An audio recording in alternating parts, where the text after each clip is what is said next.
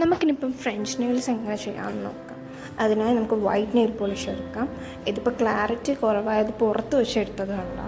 എന്നിട്ട് നമുക്ക് നെയിൽസിൻ്റെ തുമ്പിലോട്ടൊന്ന് അപ്ലൈ ചെയ്യാം. തുമ്പിൽ ആ ഔട്ട്ലൈനിലോട്ട് അപ്ലൈ ചെയ്യാം.